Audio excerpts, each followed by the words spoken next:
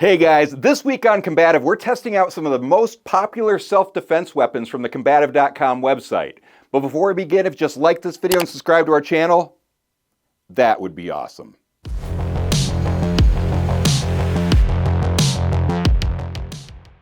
So how are you guys doing today? Fantastic. Looking forward to the holidays. Good. Did you guys know that we hit 10,000 subscribers last week? Yes, it Can did. you believe that? I did know that. Super exciting. We just started doing these videos together like, what, 3-4 months ago? Yep. 10,000 subscribers. I'm so excited about that. Woo! But before we start, I just want to say thank you to everyone out there who watches our videos, and especially to the people who comment each week something positive to the video. For some of you, you may know that I struggle a little bit with anxiety, so when you guys leave those comments, it just means so much to me, so thank you so much. So this week, we actually decided we wanted to test out some of the pocket-sized self-defense weapons that we have on the Kombativ.com website. So I asked Amanda to go back into the warehouse and grab the most popular self-defense weapons she could find. She's boxed them up for me, so I don't know what they are. That way I can give a good and fair and honest review of each product. So, without further ado, what is our first item, Amanda? There you go. Awesome, thank you. And I'm gonna open it up like this just to show everyone what you're giving me. All right, and what is our very first weapon today? Amanda, the stun gun ring. Okay, thank you, Amanda, I appreciate that. I showed this off like 3 years ago, I think, on the Karate Mart YouTube channel. It's pretty cool, and I guess the thing I liked the most about it was how simple the design is. On a lot of these stun guns, there's all kinds of complicated buttons and knobs. On this one, it's just one little switch here and one little button there, so makes it super simple. So this is made from a durable ABS plastic, which I know the question you're asking yourself is, hey Kyle, is that ABS plastic just gonna break on me? And that's a great question. The thing is, this was not designed to be striking with. You're not going to want to punch with it. But if you are in a life and death situation and it actually would make the difference between you living or dying, I would strike with this thing all day long. If it breaks, who cares? At least you were able to defend yourself. So just keep that in mind when you're using it. Now, the cool thing about this is it's got this really nice rubberized grip to it, so it's non-slip. It's going to fit in your hand very comfortably. It's also got this discreet black matte finish, which is nice and stealthy. It's a very inconspicuous and simple design. I love that about it. In fact, if you're a runner, this thing's about perfect because you could just be jogging along. It's only about 1.6 ounces, so you can hardly feel that it's there. And if you were going to get attacked, or if you saw someone coming close to you, you just kind of flip this switch with your thumb, and then you can see that it's engaged now. And then if you need it, you just kind of hit your palm against that back button and boom, that's going to do some damage right there. I love that. So let's see. If we look at this a little bit closer, we can see that it does have a key ring here. So you could add some keys to it. You could also add a pepper spray to it if you wanted to. It is rechargeable with this charging cable here, which is nice. And the finger hole diameter is approximately 1 inch. So it fits my hands really nicely. I've got big hands, but if you have enormous hands, just take that into consideration. Now it is approximately 3 inches by 2¼ inches tall, and the manufacturer says that this is approximately 18 million volts. So if you watched my videos before, you know that we don't take that number seriously. The manufacturers just throw a random number on their stun guns that's similar to other stun guns that are around the same size. So what we like to do is we like to actually have someone stun me on camera. I just want to mention this though, if you're ever in a life and death situation, you're going to want to use the stun gun either on the neck, in the groin, or someplace with a lot of muscle. So in the chest, right around the heart would be a very good place to shock someone. But on video, because I don't want to get hurt terribly, I just have someone shock me in the arm. That way it's not going to knock me down, but it is going to tell me if it is an effective weapon. So who am I going to pass this on to today? I'm going to pass this on to Amanda.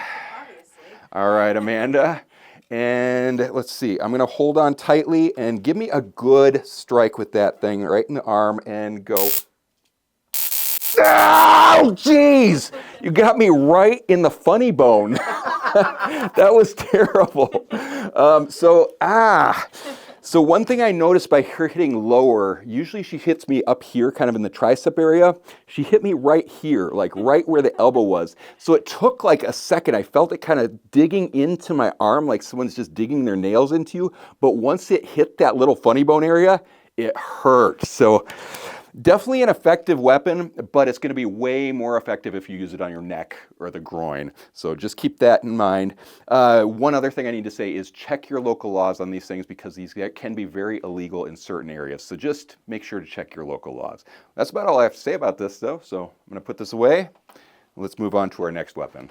There you Awesome. Thank you, Amanda. All right. And what is our next weapon today?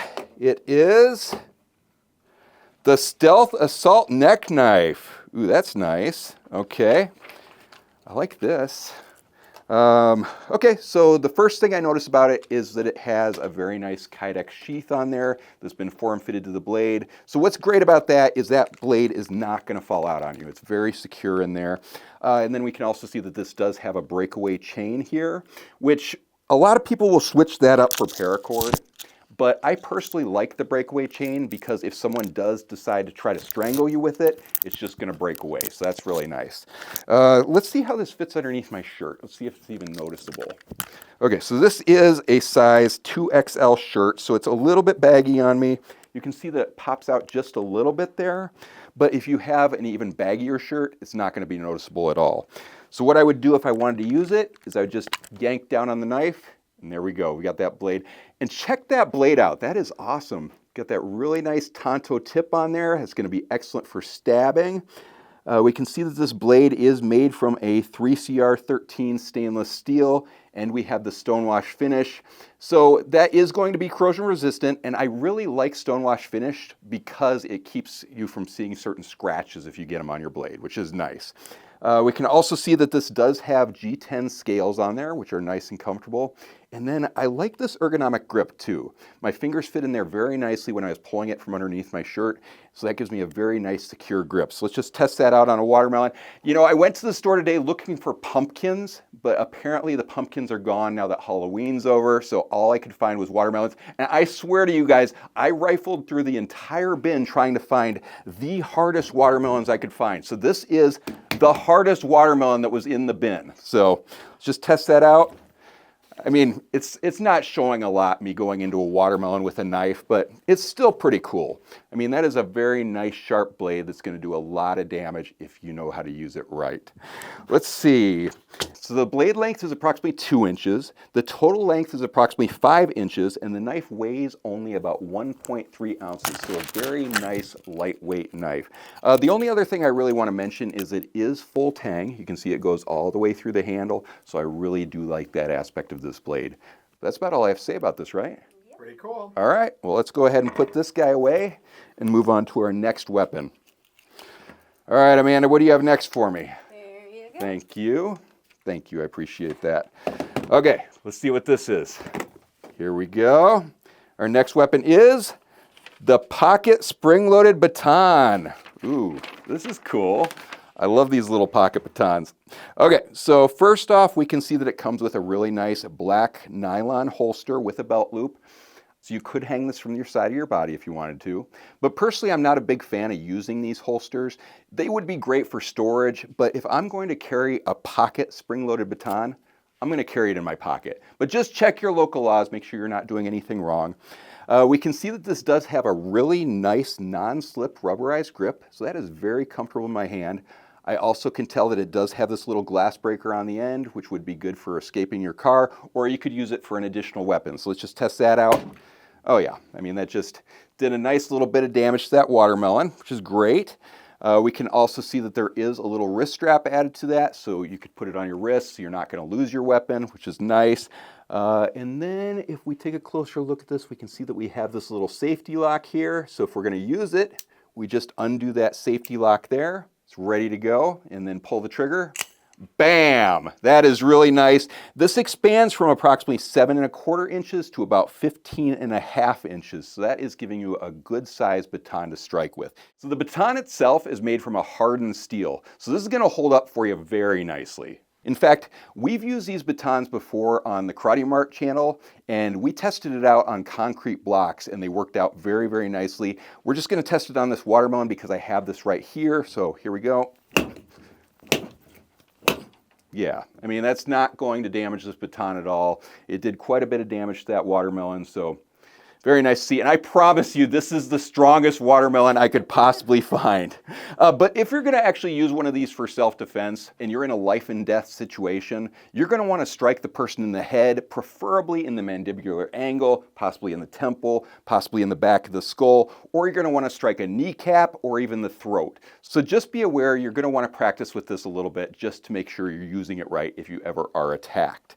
Now, the only other thing I have to say is that it weighs about 8.7 ounces, but that's about all I have to say about this, right? That's a pretty cool one. I didn't realize we had a mini spring-loaded one. Oh, yeah. And you know what? The spring-loaded baton reminds me of my favorite weapon from this year. Oh, yeah. Which is this spring-loaded bow staff. I absolutely love this thing. Oh, that is such a satisfying feel. Love that. But this is not what we're showing off today. I just love this so much, though. Throw that back on the wall. It makes a perfect gift. It really does. All right, Amanda. Well, I'm going to go ahead and put this away, and let's move on to our next weapon. There you go. Thank you so much, Amanda. I appreciate it. Okay, and our last weapon of the day is the brass skull defense keychain. Ooh, this is nice. So this is made from a solid brass with a polished finish on it, and it weighs approximately 5.4 ounces. So you can tell that this is not some cheap piece of plastic keychain. This is actually a really good self-defense weapon. In fact, this would make an excellent gift because it is also a bottle opener. So you can't beat that at all.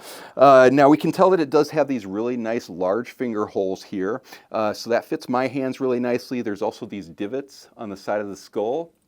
Very comfortable in my hands. I think that's gonna fit most people really nicely. But let's actually try striking with this thing and see how it does.